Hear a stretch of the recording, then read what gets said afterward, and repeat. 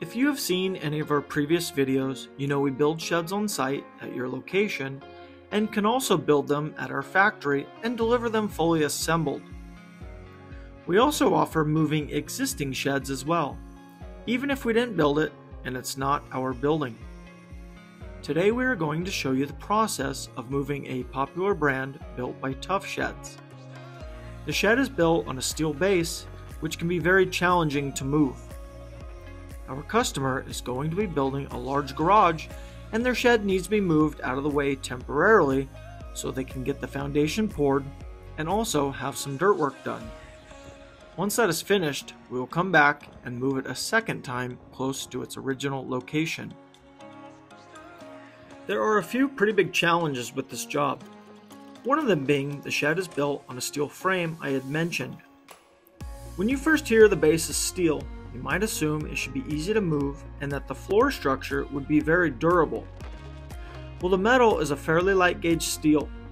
The metal frame is strong overall, but when trying to move it, it can bend and twist very easily. If we are not extremely careful, we can severely damage the steel and jeopardize the integrity of the entire building. Here's a few examples of sheds with a steel base that were moved by non-professionals who didn't have the proper equipment, experience, and knowledge on how to move them. You can see the metal is all bent up and damaged.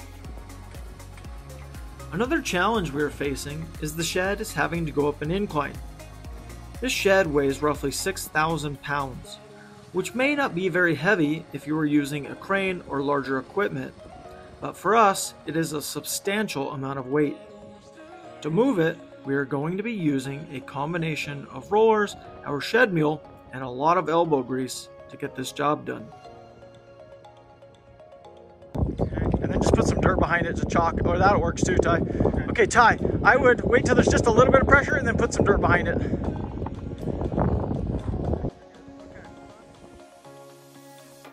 We need to first get the shed moved roughly 8 feet or so. That way we have enough room to get the machine behind it. Without the shed mule, we just don't have enough strength to get it up the hill. It's just too heavy.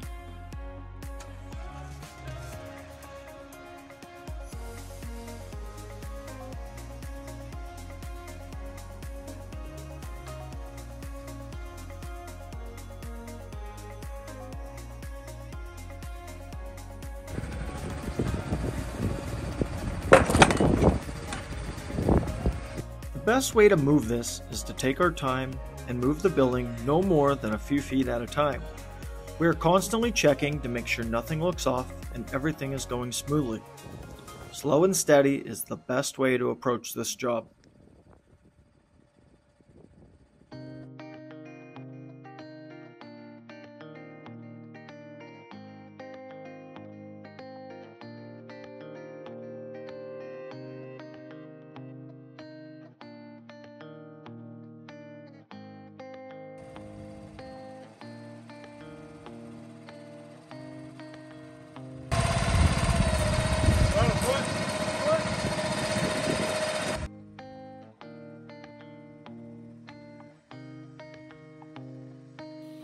It was a good feeling once we got the shed up the incline and onto flat ground.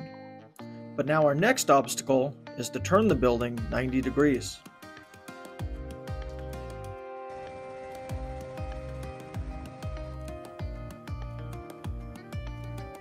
We are using a railroad tie as a stopping block in case our temporary wood supports gave out, which would cause the forks on the mule to slip and damage the steel.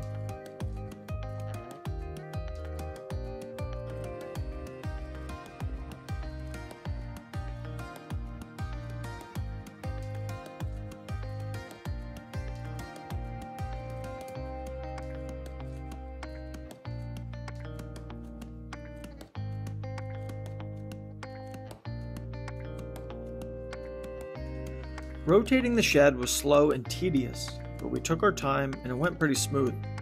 It just takes a lot of patience not to try and rush things.